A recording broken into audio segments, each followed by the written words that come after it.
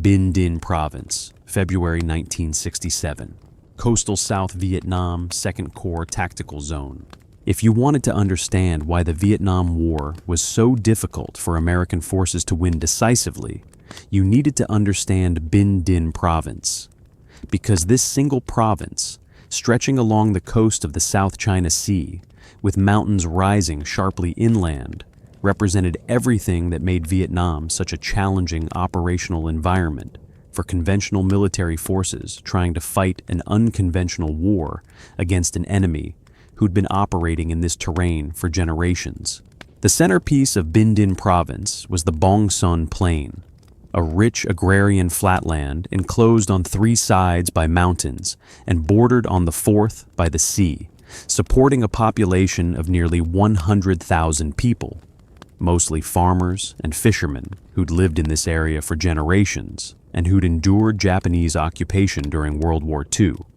French colonial control after that,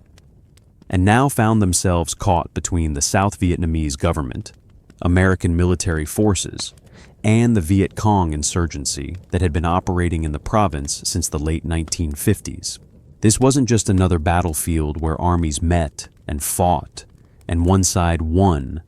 and the other retreated. This was home to tens of thousands of civilians who had to navigate the impossible situation of being claimed by multiple sides in a war they didn't start and couldn't escape. The Viet Cong had deep roots in Binh Dinh Province, roots that went back to the war against the French when the Viet Minh had operated extensively in these mountains and valleys, and many of the Viet Cong cadre operating in '67 had fought the French or were children of people who'd fought the French, which meant they knew this terrain intimately, knew which valleys provided concealment, which mountain passes allowed movement between different areas, which villages would provide support,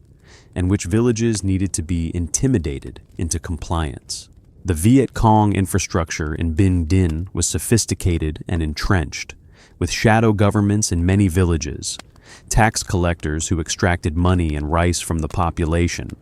recruiters who pressured young men to join VC units, and security forces who dealt harshly with anyone who cooperated too openly with the South Vietnamese government or American forces. But by early 1967, the Viet Cong in Binh Dinh weren't operating alone, because North Vietnamese Army regulars had infiltrated into the province, specifically the 22nd Regiment of the 3rd Division, hardened troops who'd come down the Ho Chi Minh Trail from North Vietnam, who brought with them heavier weapons and more sophisticated tactics than local VC forces typically employed, and who represented Hanoi's decision to commit regular army units to the fighting in the South, because the Viet Cong insurgency alone wasn't achieving the objectives that North Vietnamese leadership had set. The presence of NVA regulars in Binh Dinh changed the tactical calculus for American commanders, because engaging NVA units meant fighting soldiers who were better trained, better equipped, and more willing to stand and fight than VC guerrillas, who typically employed hit-and-run tactics and avoided pitched battles with American forces. The 1st Cavalry Division, one of the most capable and innovative units in the American military at that time, had been operating in Binh Dinh Province since 1966, conducting operations like Masher, White Wing, and Thayer that had engaged enemy forces, disrupted their operations, and inflicted significant casualties. But these previous operations had not decisively defeated the enemy presence in the province, or prevented the Viet Cong infrastructure from continuing to operate in contested areas. The pattern had been similar across these operations. American forces would conduct sweeps through an area, would engage enemy forces when they found them, would achieve favorable casualty ratios and capture weapons and supplies, and then would move on to the next operation, leaving the area to be secured by South Vietnamese forces who often lacked the capability or will to maintain control once American forces departed. General John Norton commanded the 1st Cavalry Division in early '67, and he understood both the capabilities of his division and the challenges of operating in a place like Binh Dinh Province, where the enemy could blend into the population, where the terrain favored defenders who knew it well,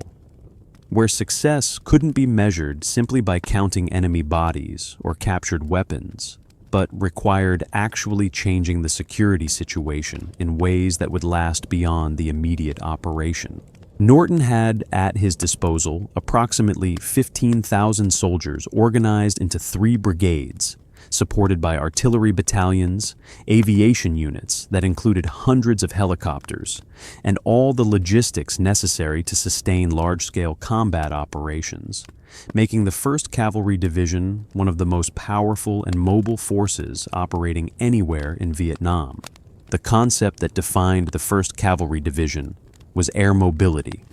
The idea that helicopters could replace trucks and armored personnel carriers as the primary means of moving infantry across the battlefield, which meant that units of the 1st Cavalry could land anywhere helicopters could reach, could concentrate forces rapidly when contact with the enemy was made, could resupply and evacuate wounded without depending on roads that the enemy might have mined or ambushed, and could maintain an operational tempo that kept the enemy off balance and unable to predict where American forces would strike next. This airmobile capability had been proven at the Battle of Ia Drang in November of '65 and had been refined through subsequent operations, but it still represented a relatively new way of conducting warfare and required constant adaptation as commanders learned what worked and what didn't in the specific conditions of Vietnam. By February of 1967, intelligence reports indicated that the North Vietnamese 22nd Regiment was operating somewhere in the northern portion of Binh Dinh Province, probably concentrated in the mountains west of the Bong Son Plain, where the terrain provided concealment and where the proximity to the Laotian border and the infiltration routes from the north meant that the regiment could be resupplied and reinforced as needed. The mission that would become Operation Pershing was designed to find this regiment, to engage it decisively, to destroy it or drive it out of the province, and simultaneously to conduct pacification operations that would undermine the Viet Cong infrastructure and bring the population under South Vietnamese government control. Objectives that were ambitious in scope and that would require sustained effort over many months rather than a quick sweep through the area. February 11, 1967. The Tet holiday truce had just ended, and American and South Vietnamese forces were resuming offensive operations after the brief pause that Vietnamese New Year had imposed. General Norton's plan for Operation Pershing called for committing all 3 brigades of the 1st Cavalry Division to operations in Binh Dinh Province simultaneously, which was the first time the entire division would be concentrated in a single area of operations. And this concentration of force reflected both the assessed threat from the North Vietnamese 22nd Regiment and the determination to achieve decisive results rather than simply conducting another sweep that would produce temporary disruption of enemy operations without achieving lasting change. The initial concept had been to deploy 2 brigades across the Lai Giang River to clear the Bong Son Plain and the An Lao Valley in a systematic sweep that would drive enemy forces before them and hopefully trap them against blocking forces. But Norton revised his strategy based on intelligence suggesting that the 22nd Regiment was concentrated within a 5 to 10 kilometer radius north of Landing Zone English,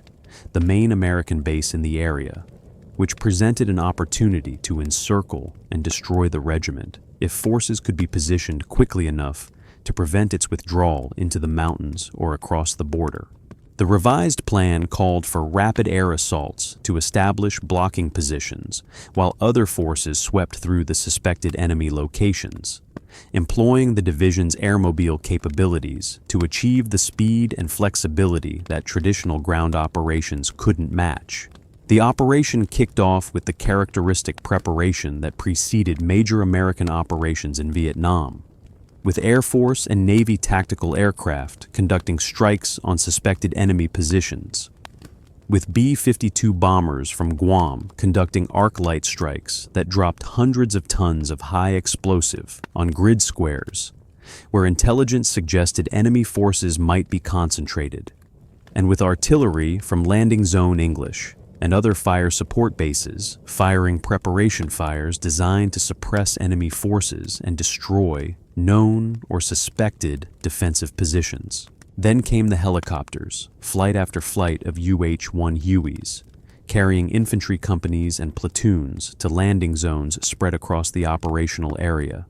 with Cobra gunships providing fire support and scout helicopters from the 1st Squadron, 9th Cavalry Regiment conducting aerial reconnaissance to identify enemy positions and call in strikes when they found something worth hitting. The first day of Operation Pershing saw the 2nd Brigade, commanded by Colonel James Casey,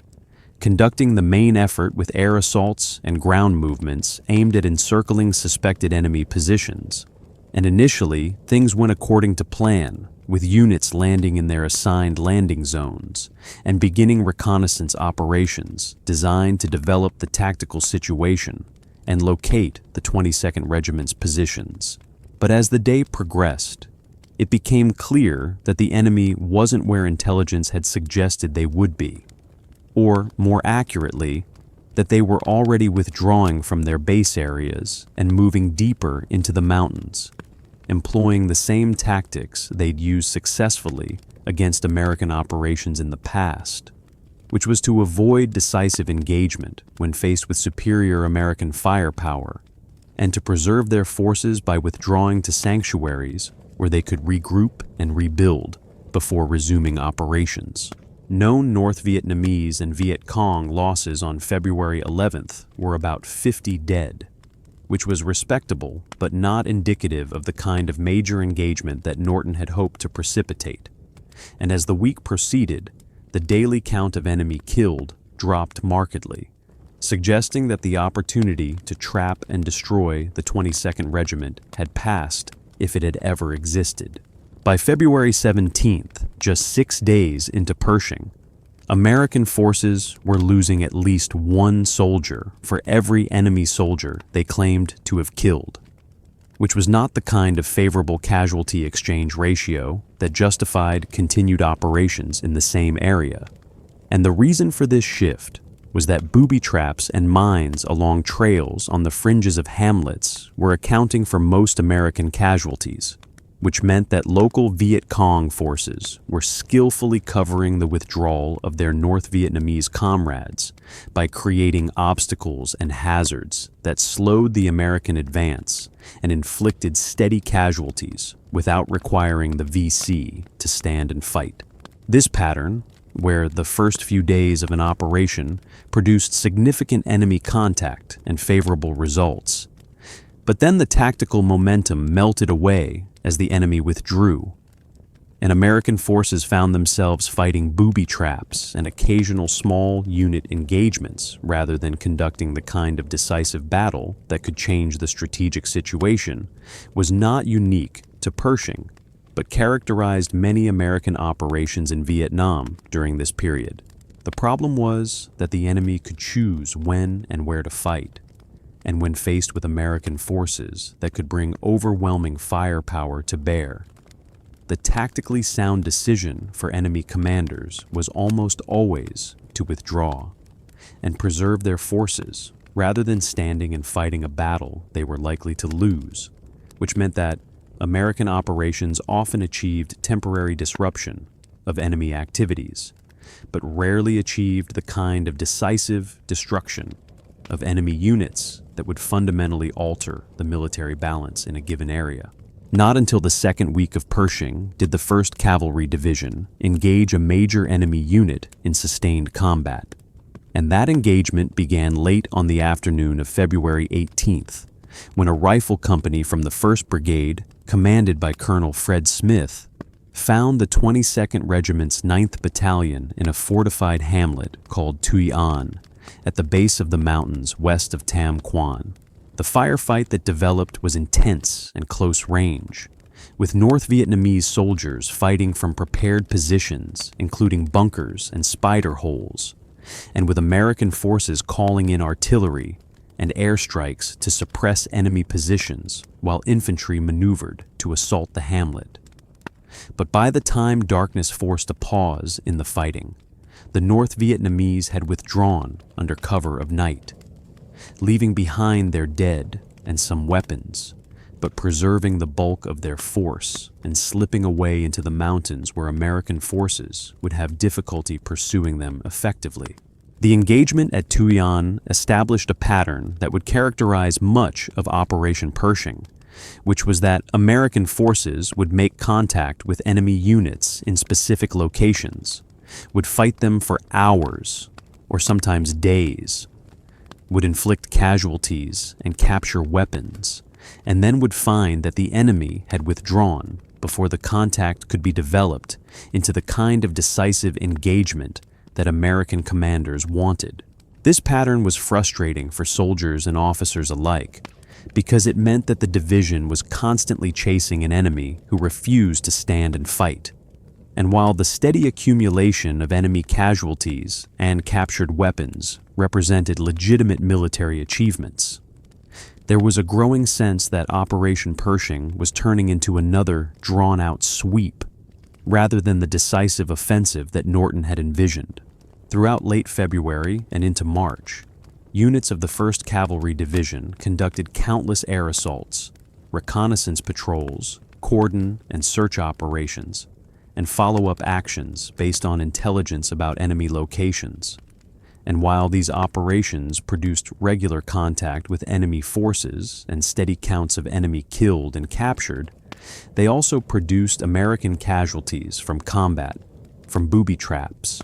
from mines, from snipers, and from the simple hazards of operating in difficult terrain under arduous conditions where heat and humidity and the physical demands of carrying heavy loads through jungle and across steep hills took their toll on even the fittest soldiers. The division was conducting operations at a tempo that would have exhausted most military units, with companies conducting multiple air assaults per week,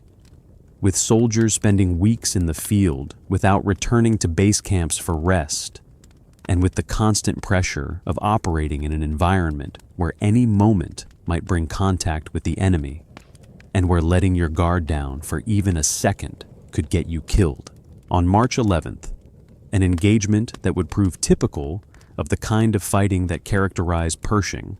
saw 19 Americans killed when a unit made contact with enemy forces in circumstances that remain somewhat unclear in the official records. But that apparently involved an ambush or a fortified position that American forces stumbled into while conducting reconnaissance operations. 19 men killed in a single engagement was a significant loss for a battalion or company, the kind of casualty count that could devastate unit morale, and that required bringing in replacement soldiers who would need to be integrated into existing units and brought up to speed on how things worked in the field.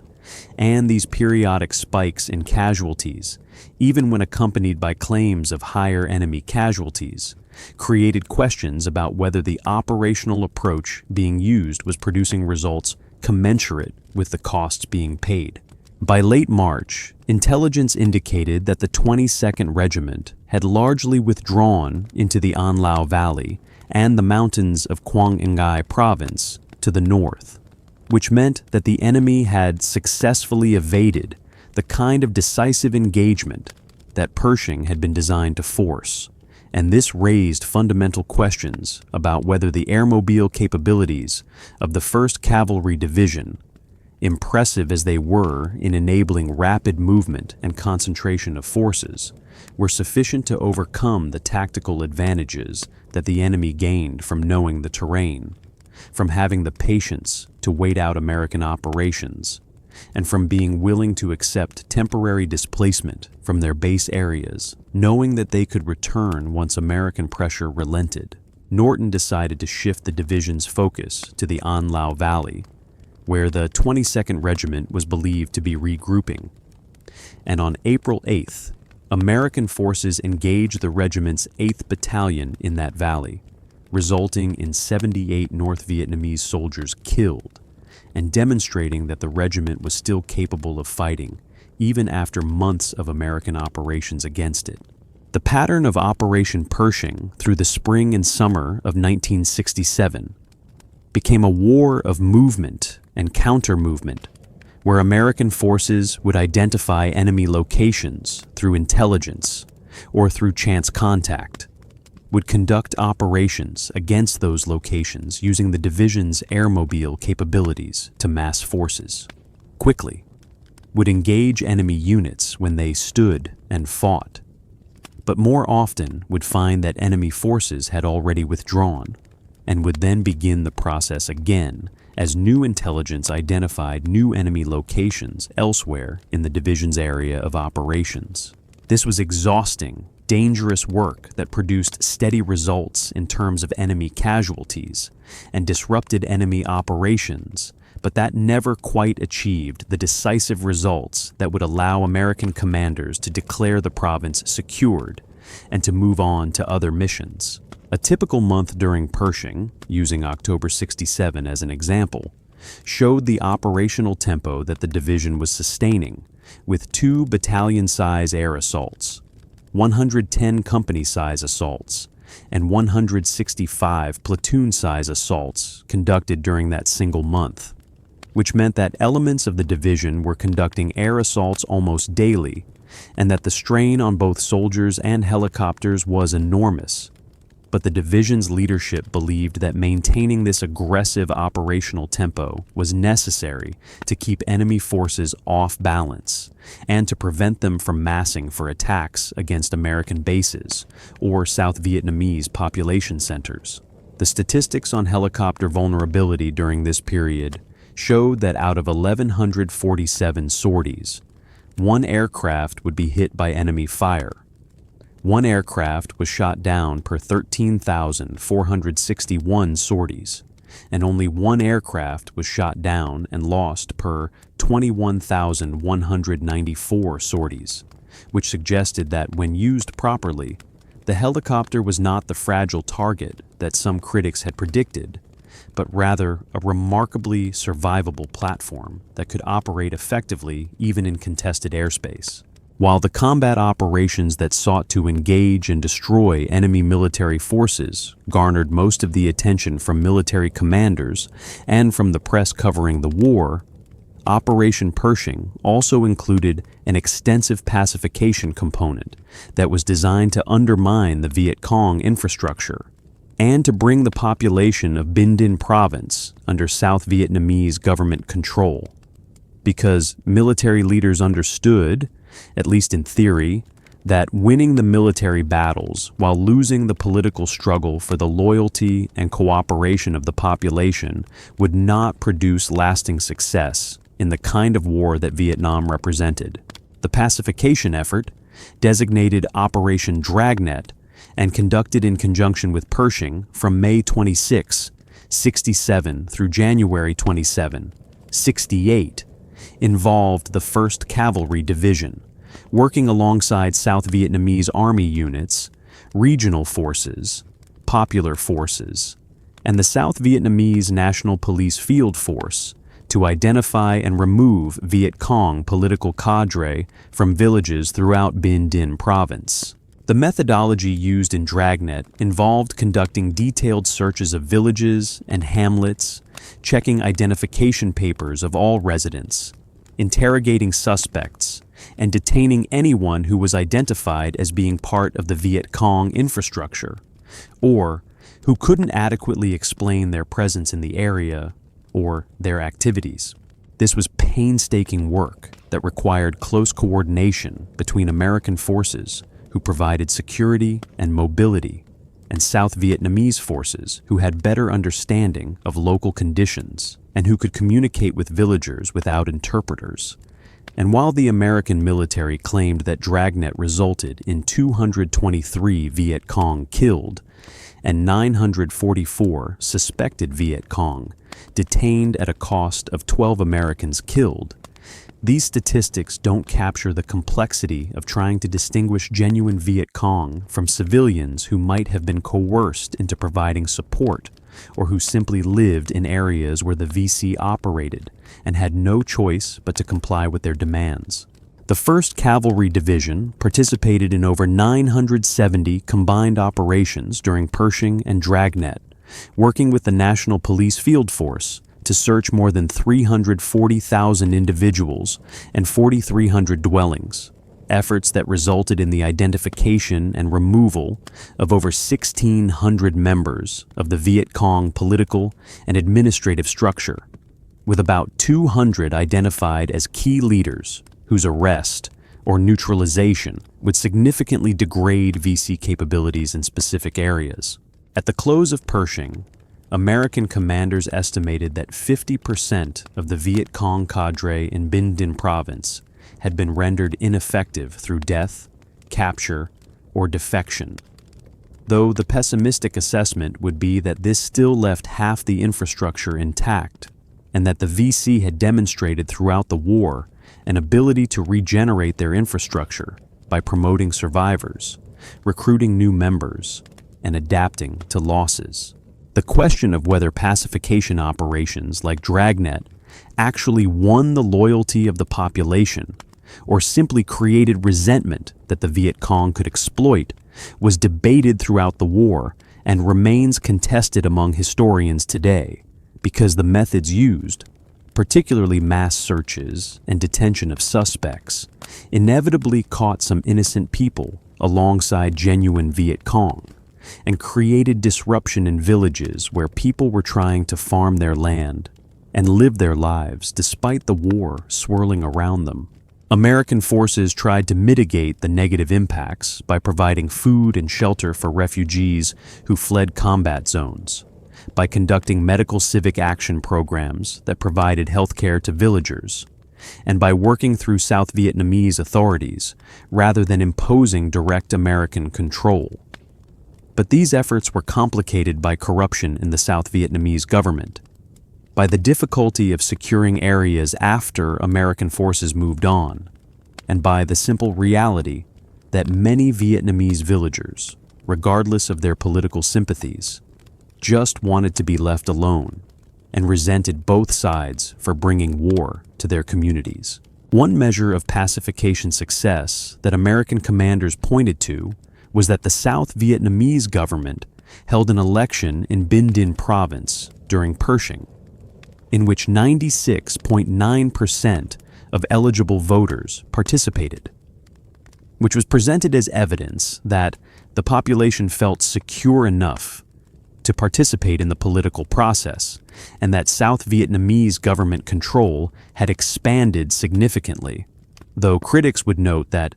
high turnout in elections in war zones can also reflect coercion or the desire to demonstrate loyalty to whoever holds power in an area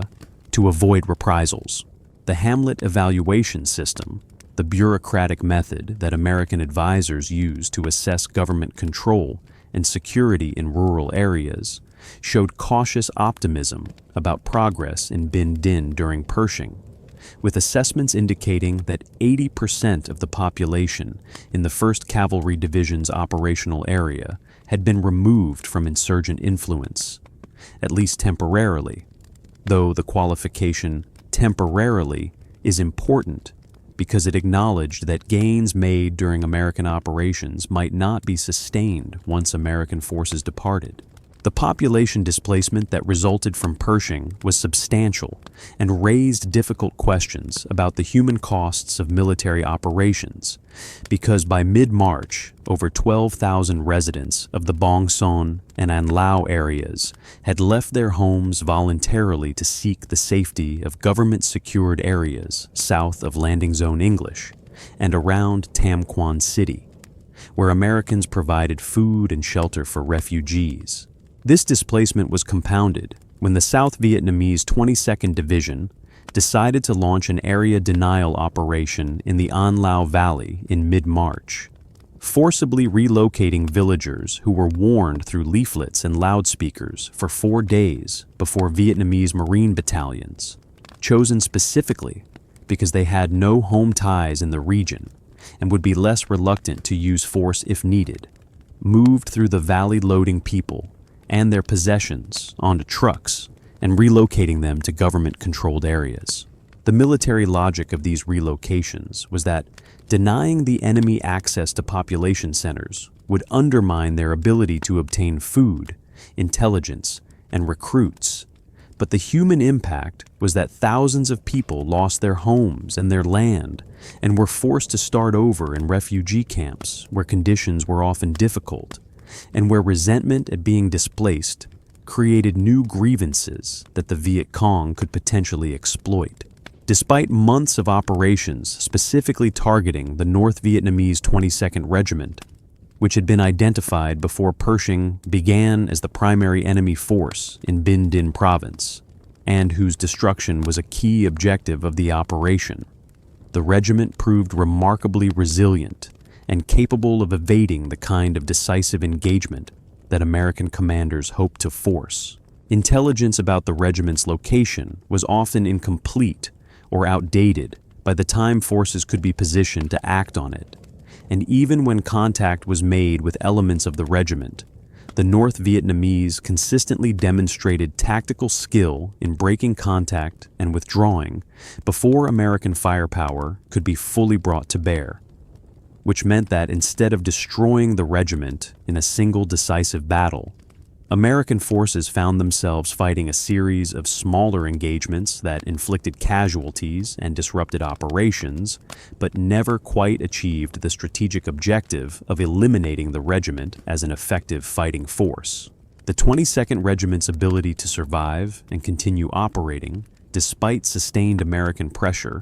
reflected several factors that characterized North Vietnamese military capabilities throughout the war, including their willingness to accept casualties that would have been considered catastrophic by American standards, their ability to infiltrate replacement soldiers and supplies down the Ho Chi Minh Trail to reconstitute units that had been mauled in combat, their intimate knowledge of terrain that they'd been operating in for years, and that gave them advantages in choosing when and where to fight, and their patience in avoiding battles they were likely to lose while seeking opportunities to engage American forces under circumstances more favorable to North Vietnamese capabilities. The official history of the North Vietnamese 3rd Division, which included the 22nd Regiment,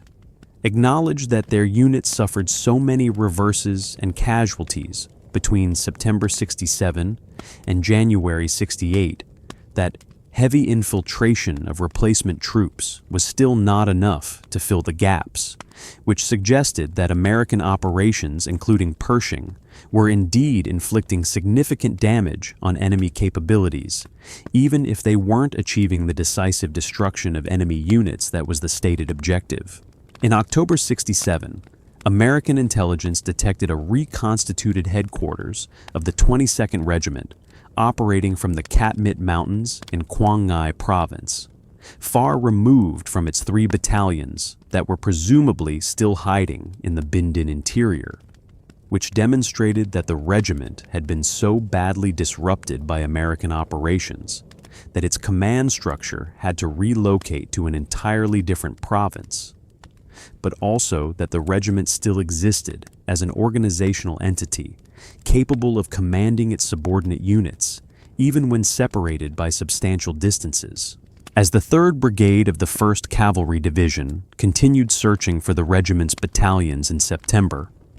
I Field Force Vietnam, the Corps-level headquarters that controlled American operations in the 2nd Corps, tasked the division to provide a brigade for operations elsewhere, and Division Commander General John Tolson, who had replaced Norton in March, nominated the 3rd Brigade for this mission, which meant that the division's presence in Binh Dinh Province was reduced just as operations against the 22nd Regiment were ongoing. This pattern, where the 1st Cavalry Division would be tasked to provide forces for operations elsewhere because of its unique airmobile capabilities, and because it was considered one of the most capable units in Vietnam, continued throughout Pershing, and reflected the reality that in a war where American forces were spread thin across a vast country, and where multiple operations were ongoing simultaneously, even large units like divisions couldn't be kept focused on a single mission, but had to be prepared to detach elements to support other operations as the tactical situation required. The 3rd Brigade departed Binh Dinh for good on October 1st, leaving only 4 cavalry battalions in the coastal province that had been deemed critical to securing just months earlier. And a further reduction came in November, when the 1st Brigade left for the Western Highlands with 2 battalions to support the Battle of Dak To, one of the major engagements of 1967 that would consume significant American resources and attention. The fact that the 1st Cavalry Division could continue Operation Pershing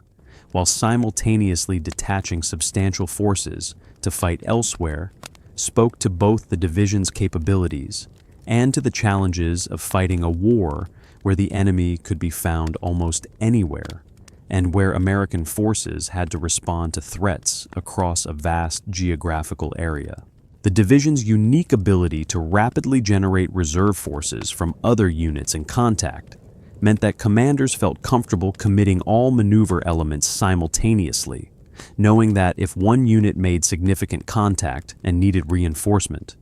other units could quickly disengage from their current missions and move to support, which was a level of flexibility that traditional ground mobile infantry divisions simply couldn't match, and that justified the enormous investment in helicopters and aviation support that airmobile operations required. In late November and early December of 1967,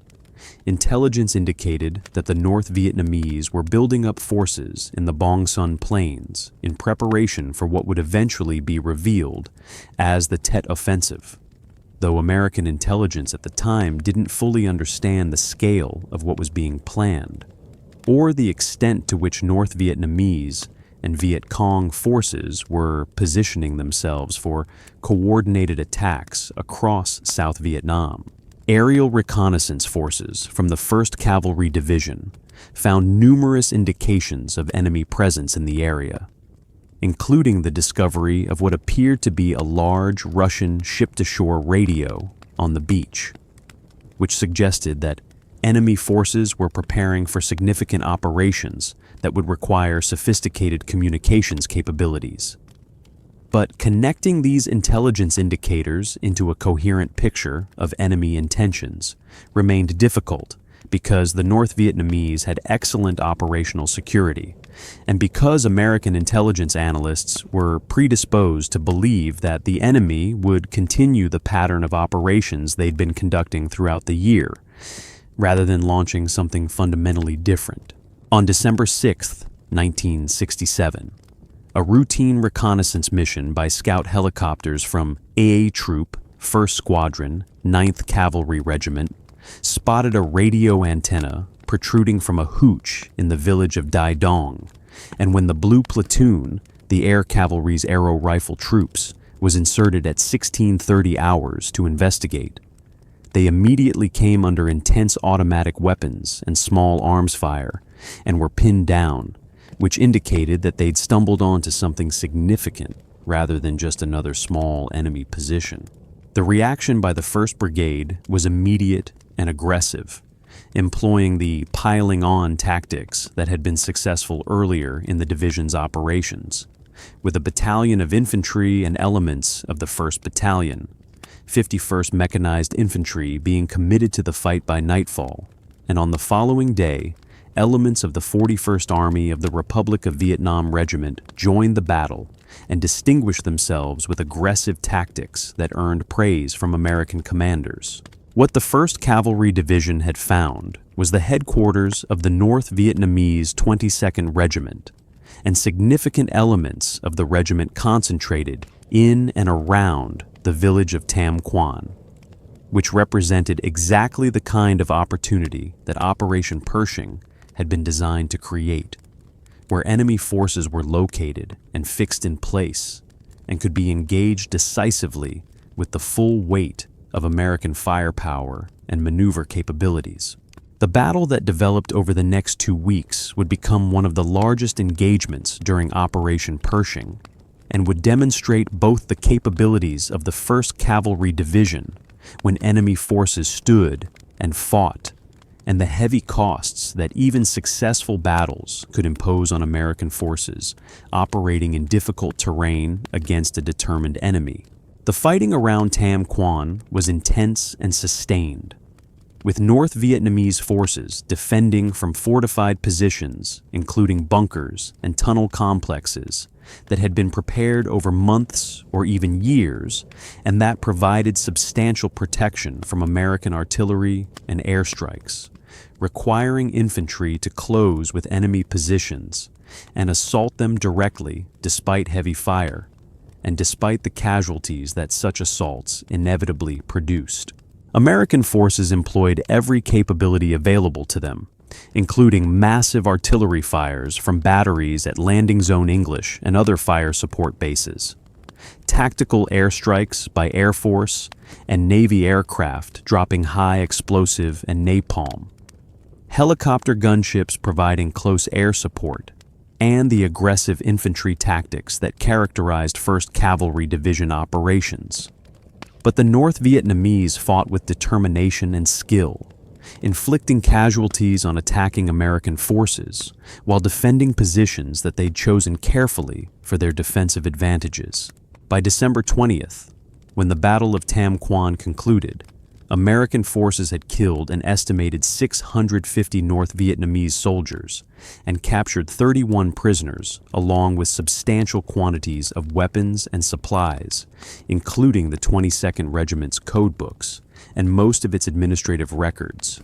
which was a significant intelligence coup that would help American forces understand the regiment's organization and operations. But these successes came at a cost of 58 Americans and 31 South Vietnamese soldiers killed, which represented one of the higher casualty counts for a single engagement during Operation Pershing, and which raised questions, particularly among soldiers fighting the battle, about whether the tactical gains justified the losses sustained in achieving them. The debate over the strategic value of battles like Tam Quan would continue throughout the war and beyond, with some arguing that inflicting heavy casualties on enemy forces was necessary to win the war of attrition that American strategy emphasized, while others questioned whether tactical victories that produced temporary disruption of enemy operations but didn't prevent the enemy from reconstituting and returning to operations were worth the costs in American lives. The statistics from Operation Pershing tell one story about the operation, with American military records claiming that 5,401 North Vietnamese and Viet Cong soldiers were killed. 852 Americans were killed. 22 Americans were missing, and at least 30 South Vietnamese soldiers were killed, along with over 2,100 enemy prisoners taken and 1,100 weapons captured. Numbers that, by the metrics of attrition warfare, suggested a favorable outcome, since enemy losses outnumbered American losses by a ratio of more than 6-to-1. But these statistics don't capture the human dimension of what Operation Pershing meant for the soldiers who fought it, for the families of those killed or wounded, for the Vietnamese civilians whose lives were disrupted by the fighting, or for the long-term impact that 11 months of sustained combat operations had on the units and individuals involved. For the soldiers of the 1st Cavalry Division, Pershing meant 11 months of near-continuous field operations, of conducting air assaults and patrols and ambushes and cordon and search operations,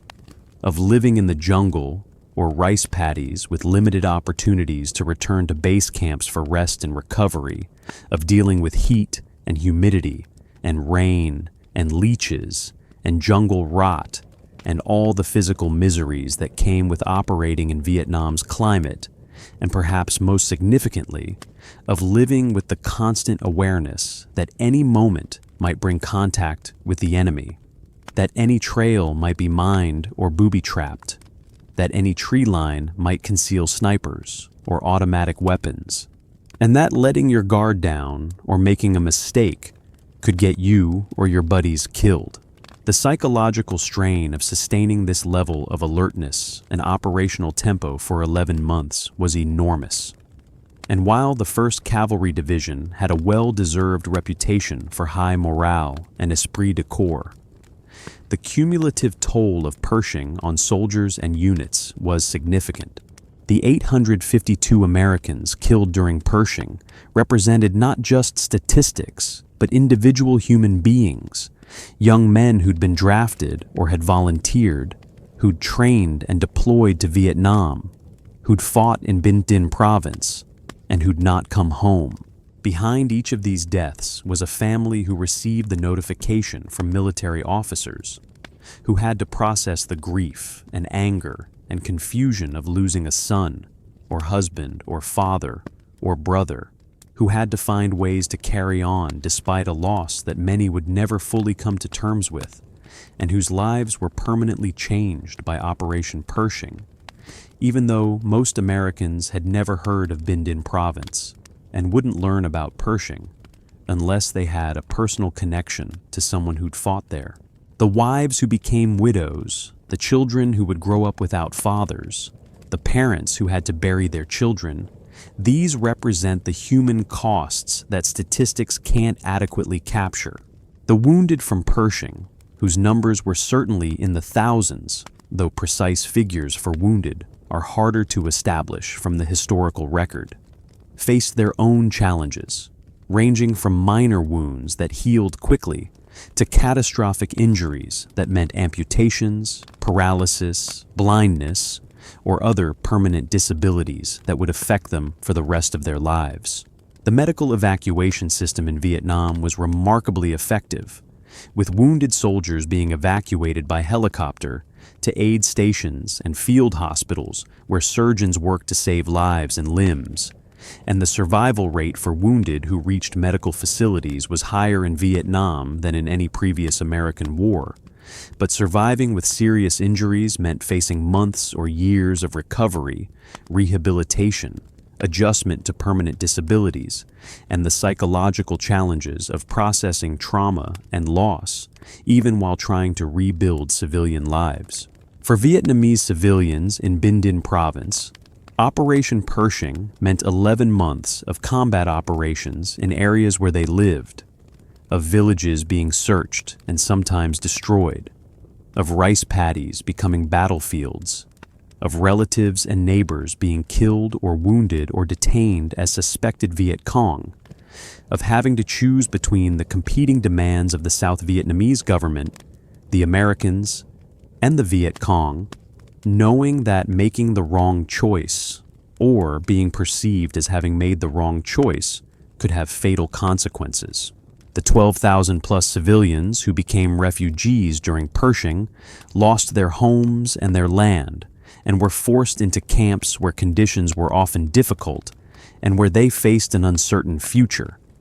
And while some may have welcomed the protection that relocation to government-controlled areas provided, others undoubtedly resented being displaced from homes their families had occupied for generations. The North Vietnamese soldiers who fought and died defending their positions during Pershing were human beings too, with families who mourned their losses, with beliefs and motivations that led them to accept the extraordinary hardships of serving in combat far from home,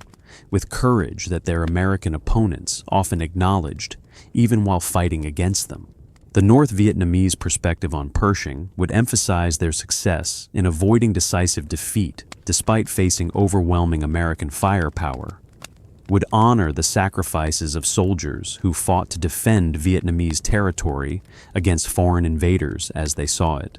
and would view the operation as one more chapter in a long struggle for independence and reunification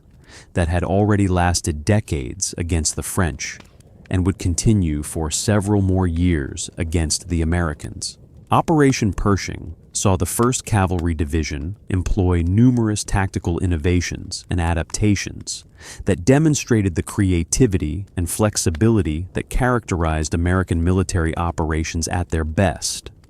Even if these innovations couldn't overcome the fundamental strategic challenges of fighting the kind of war that Vietnam represented. One innovation that drew particular attention was the use of CH-47 Chinook helicopters as improvised bombers to deliver riot control agents against the extensive tunnel complexes that Viet Cong forces had developed throughout Binh Dinh Province, where underground fortifications could withstand almost any conventional explosion, and where simply destroying the tunnel entrances didn't eliminate the threat, because the VC could dig new entrances once American forces departed. The division dropped a total of 29,600 pounds of riot control agents from CH-47 aircraft during Pershing, using a locally fabricated fusing system attached to standard drums that were rolled out the back of the Chinook's open rear ramp, with a static line arming the fusing system as the drum fell, allowing the agents to disperse and penetrate into tunnel complexes where the concentration of gas in confined spaces would drive enemy soldiers out into the open where they could be engaged by American forces. The use of riot control agents was controversial even at the time, with critics arguing that employing chemical agents, even non-lethal ones, violated international norms and could set precedents for escalation to more dangerous chemical warfare, while proponents argued that riot agents were more humane than the alternatives of using high explosives or napalm to attack tunnel complexes, and that anything that reduced American casualties while still achieving military objectives was worth employing. Another tactical innovation employed during Pershing was the increased use of mechanized infantry, particularly the 1st Battalion, 50th Infantry, which operated armored personnel carriers and other vehicles that provided mobility and protection in areas where the terrain supported mechanized operations, though the approaching monsoon season and the muddy conditions it created meant that mechanized forces had to rely increasingly on helicopter transport, with the battalion operating in airmobile mode and keeping its vehicles at base camps ready to be employed if ground conditions permitted, or if an emergency required their deployment. The flexibility to employ units in either mechanized or airmobile modes, depending on tactical requirements and terrain conditions, demonstrated the kind of adaptive thinking that characterized successful operations, though it also required substantial logistic support to maintain both helicopter and vehicle capabilities simultaneously. The division's employment of scout dogs from the 58th Scout Dog Platoon provided a capability that would become increasingly important in later operations, with dogs and their handlers able to detect enemy soldiers, booby traps, and tunnel entrances that human patrols might miss. Though the use of dogs in Vietnam faced challenges from the climate, from diseases that affected both animals and their handlers, and from the difficulty of employing animals trained primarily to work in more open terrain in the dense jungle and difficult conditions that characterize much of Vietnam. The soldiers of the 1st Cavalry Division showed remarkable inventiveness in adapting to challenges and finding solutions to problems,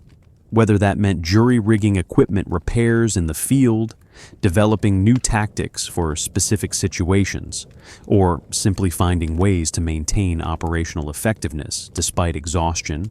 casualties, and all the other factors that might have caused less capable units to lose effectiveness. The close relationship between the 1st Cavalry Division and South Vietnamese units, particularly the ARVN 22nd Division, commanded by Colonel Nguyen Van Hue, represented another dimension of Pershing that went beyond simple combat operations, because American commanders understood that the long-term success of pacification efforts depended on South Vietnamese forces being able to maintain security once American units moved on, which meant that training South Vietnamese forces in airmobile tactics and building their capability to conduct effective operations independently was as important as the immediate tactical results that joint operations produced. The ARVN 22nd Division's performance during Pershing was uneven, reflecting the broader challenges that characterized South Vietnamese military effectiveness throughout the war.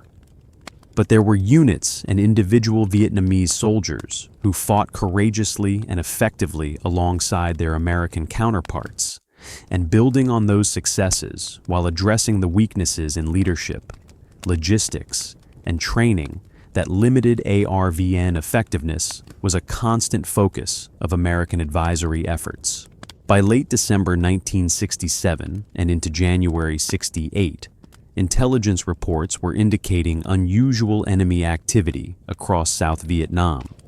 with North Vietnamese and Viet Cong forces moving into positions near cities and major installations, with supply caches being established closer to population centers than was normal, and with numerous indicators that suggested the enemy was preparing for significant operations,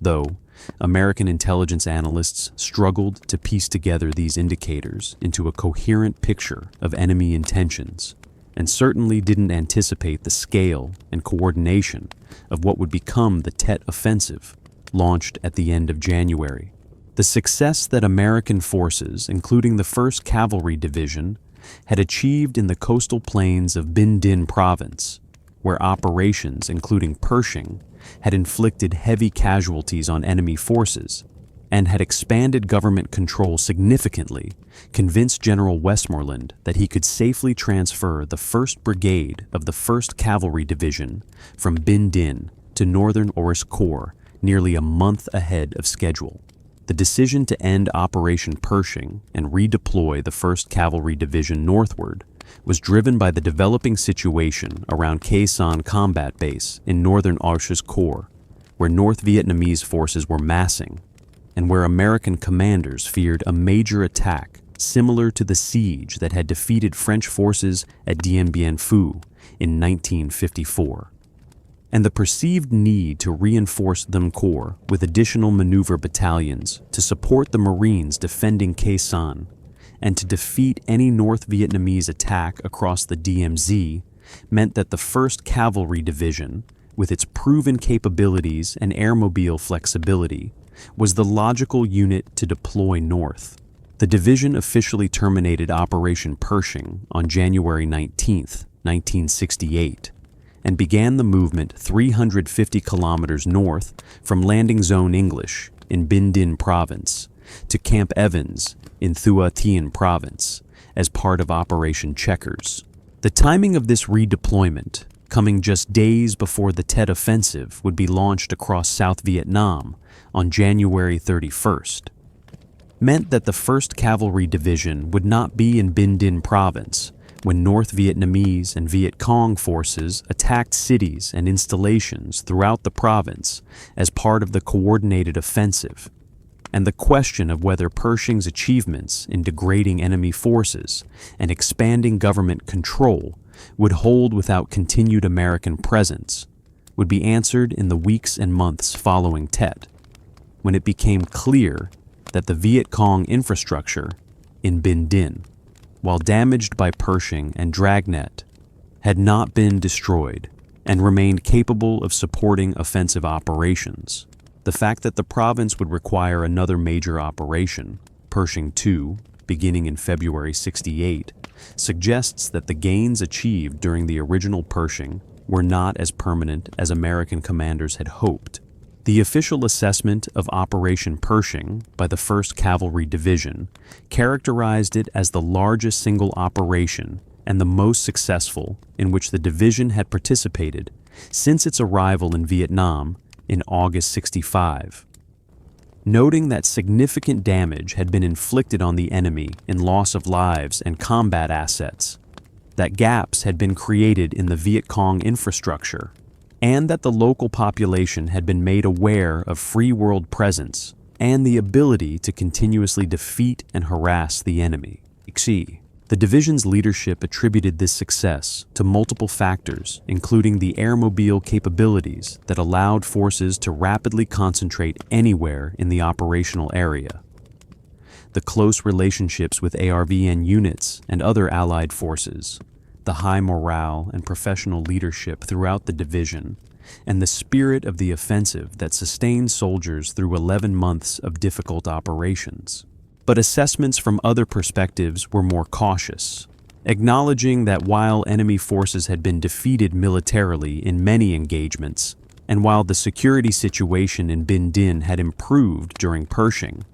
the political battle for control of the population was still being fought, and the enemy retained capabilities to regenerate forces and resume operations. The Hamlet Evaluation System reports and other metrics used to measure pacification progress showed improvement, but also showed that substantial portions of the province remained contested, and that converting temporary security gains into permanent government control would require sustained effort by South Vietnamese forces and government agencies, resources and capabilities that were often in short supply even in priority provinces like Binh Dinh. Operation Pershing's place in the history of the Vietnam War is significant, not because it was a decisive turning point, or because it changed the strategic trajectory of the conflict, but because it exemplified both the capabilities and the limitations of American military power as employed in Vietnam during the period when the American buildup had reached its peak and when the strategy of attrition was being prosecuted most vigorously. The operation demonstrated that American forces with superior firepower, mobility, and technology could dominate the battlefield in tactical engagements, could inflict heavy casualties on enemy forces, could disrupt enemy operations across large areas, and could achieve the kind of favorable casualty ratios that seemed to validate the attrition strategy. But it also demonstrated that these tactical and operational successes didn't necessarily translate into strategic victory because the enemy retained the will and capability to continue fighting despite heavy losses. The airmobile concept that the 1st Cavalry Division pioneered and that was employed so extensively during Pershing represented a genuine revolution in warfare, allowing American forces to overcome some of the terrain and mobility challenges that had constrained operations in previous conflicts and providing a level of battlefield flexibility that traditional ground forces couldn't match. The statistics from Pershing about helicopter operations, with thousands of combat assaults conducted at relatively low loss rates despite operating in contested airspace, validated the airmobile concept and influenced how the Army would develop its aviation capabilities in subsequent decades. Though the specific conditions of Vietnam, including limited enemy air defenses and the ability to base large helicopter forces in-country, meant that some aspects of airmobile operations in Vietnam wouldn't be directly applicable to other conflicts. The lessons about pacification from Pershing and the related Operation Dragnet highlighted the complexity of fighting a war where military operations alone couldn't achieve victory, and where winning required addressing political, economic, and social dimensions that purely military organizations were poorly equipped to handle. The identification and removal of over 1,600 members of the Viet Cong infrastructure represented substantial effort and produced real results in degrading enemy capabilities. But the fact that the VC infrastructure could regenerate and that many villagers remained ambivalent or hostile to the South Vietnamese government, despite American efforts, suggested that pacification required more than just removing enemy cadre and required building legitimate governance institutions that could provide security, justice, and services in ways that would win popular support, challenges that the South Vietnamese government struggled with throughout the war. The human toll of Operation Pershing, with 852 Americans killed over 11 months, representing an average of more than 2 Americans killed per day throughout the operation, raised questions about sustainability that would become increasingly important as American public support for the war declined following the Tet Offensive. Because even successful operations like Pershing that achieved their stated objectives came at costs in American lives that the public was increasingly unwilling to accept without clear evidence of progress toward ending the war. The fact that the Bong Sun Plain and Binh Dinh Province would remain contested throughout the remaining years of American involvement in Vietnam,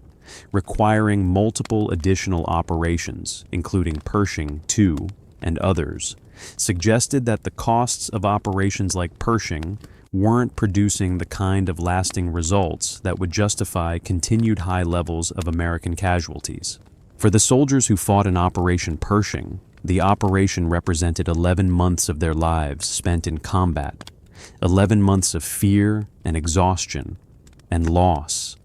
11 months that would mark them forever, regardless of whether they were killed or wounded or completed their tours and came home physically unharmed. The veterans of Pershing who survived the war carried memories of friends lost, of villages searched, of firefights and air assaults, and all the intense experiences that combat produces. And for many, these memories would remain vivid decades later, shaping how they understood themselves and how they related to others who hadn't shared the experience. The bonds formed between soldiers during sustained operations like Pershing, the reliance on each other for survival, the shared hardships and dangers, created relationships that in many cases lasted for the rest of their lives, with Pershing veterans maintaining connections through reunions and veteran organizations long after the war ended. The North Vietnamese perspective on Operation Pershing, as reflected in the official history of the 3rd Division, acknowledged that their forces suffered heavy casualties and that American operations seriously disrupted their activities in Binh Dinh Province, but also emphasized that they avoided decisive defeat, preserved their organizational structures even when depleted, and maintained the capability to resume operations once American pressure relented, all of which aligned with their strategy of protracted war, where avoiding decisive defeat and maintaining resistance regardless of costs was more important than winning specific battles. The fact that North Vietnamese forces could absorb the level of casualties inflicted during Pershing and continue fighting reflected both their willingness to accept costs that American society found unacceptable and their ability to replace losses through infiltration from the North. Advantages that ultimately proved decisive in allowing North Vietnam to outlast American involvement in the war. The end of Operation Pershing in mid-January 1968 and the movement of the 1st Cavalry Division north to our Corps represented a major strategic shift that would have profound consequences for both the division and for the course of the war, because the division would arrive in the Rank Corps just in time to play a critical role in responding to the Tet Offensive, the coordinated series of attacks across South Vietnam that began on January 31st, and that would change American public perception of the war more dramatically than any previous event. The division's elements that moved north first established Camp Evans as their new base and began operations in the area around Quang Tri and Hue, getting oriented to new terrain and new tactical problems when the Tet Offensive exploded across South Vietnam. When the offensive began with attacks on cities and installations throughout the country, including major assaults on Hue and Quang Tri in the 1st Cavalry Division's new area of operations, the division responded with the same aggressive tactics and airmobile capabilities that had characterized Pershing, conducting air assaults to interdict North Vietnamese reinforcements moving toward Hue, clearing Quang Tri City of enemy forces, and fighting in the outskirts of Hue alongside Marines who were battling to retake the city from North Vietnamese forces who'd seized most of it in the opening days of the offensive. The fighting during Tet would prove that the 1st Cavalry Division had not been worn down by 11 months of sustained operations in Binh Dinh Province,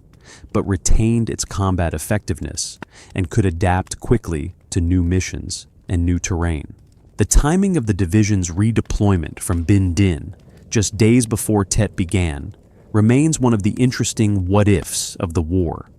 because if the division had still been conducting Operation Pershing when Tet was launched, the tactical situation in Binh Dinh during the offensive might have been different.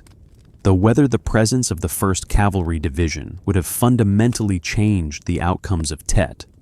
or simply meant that fewer enemy forces could have been committed to attacks in the province is unknowable. What is clear is that the decision to redeploy the division northward was driven by concerns about the situation around Khe Sanh that proved justified when North Vietnamese forces did launch major attacks in Ar Corps, and that the division's performance during Tet validated the assessment that it was one of the most capable units in Vietnam and worth redeploying to where the threat appeared most serious. Operation Pershing stands as one of the longest sustained operations conducted by American forces during the Vietnam War,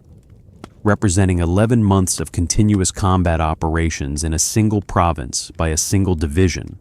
and the operation's scale, duration, and results provide important insights into both the capabilities of American military forces during the war and the limitations of what military force alone could achieve in the kind of conflict that Vietnam represented. The 1st Cavalry Division's performance during Pershing demonstrated that American forces could sustain high operational tempos over extended periods, could inflict heavy casualties on enemy forces when they could be brought to battle, could adapt tactically to the challenges of operating in difficult terrain against an elusive enemy, and could maintain morale and cohesion even through months of difficult and dangerous operations. But Operation Pershing also demonstrated the limits of what could be achieved through military operations when the enemy retained the will to continue fighting despite heavy losses. When the political dimension of the war, including the need to win popular support and to build effective South Vietnamese government institutions, remained unresolved, and when temporary gains in security and government control couldn't be sustained once American forces moved on to other missions. The fact that Binh Dinh Province would require additional major operations after Pershing concluded, that the Viet Cong infrastructure would prove resilient despite 11 months of pacification efforts, and that the strategic situation in the province would remain contested throughout the remaining years of American involvement, suggested that the costs of Pershing in American lives and resources weren't producing lasting strategic results. For the students of military history and for those trying to understand the Vietnam War, Operation Pershing provides a case study in the complexities of counterinsurgency operations,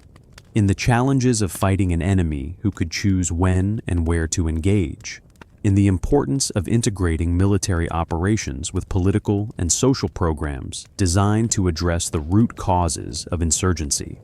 and in the reality that tactical and operational success doesn't guarantee strategic victory. The lessons from Pershing about the capabilities and limitations of airmobile operations, about the challenges of pacification in contested areas,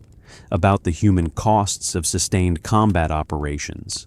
and about the gap between military achievements and strategic objectives remain relevant for understanding not just Vietnam, but contemporary conflicts where similar challenges arise. The soldiers who fought in Operation Pershing, American and South Vietnamese and North Vietnamese alike, displayed courage and determination worthy of recognition regardless of the war's ultimate outcome or the debates about whether the strategic objectives justified the costs. They fought in difficult conditions against determined opponents. They endured hardships that most people can barely imagine. They maintained their effectiveness through circumstances that would have broken less capable forces, and they deserve to be remembered not just as statistics or as symbols of a controversial war, but as individuals who served their countries and their comrades as they understood their duty. The 852 Americans killed during Pershing, the thousands wounded,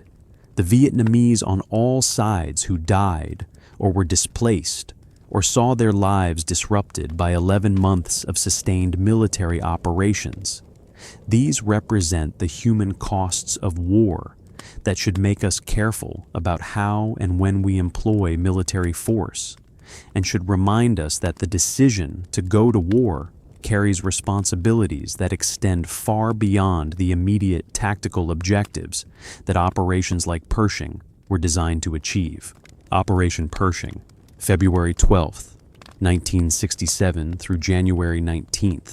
1968. 11 months. 3 brigades of the 1st Cavalry Division, plus supporting forces. 5,401 enemy killed. 852 Americans killed. 22 Americans missing. Over 2,100 enemy prisoners. 1,100 weapons captured. 1,600 Viet Cong infrastructure members neutralized. These statistics tell one story about the operation, but the full story includes the soldiers who fought it, the families who lost loved ones, the Vietnamese civilians whose lives were changed forever, the strategic questions about whether the costs justified the results, and the lessons about the capabilities and limitations of American military power that remain relevant today. This was Operation Pershing, the longest single operation conducted by one of America's most capable divisions during the Vietnam War, an operation that demonstrated both what American forces could achieve and what they could not achieve in the kind of conflict that Vietnam represented.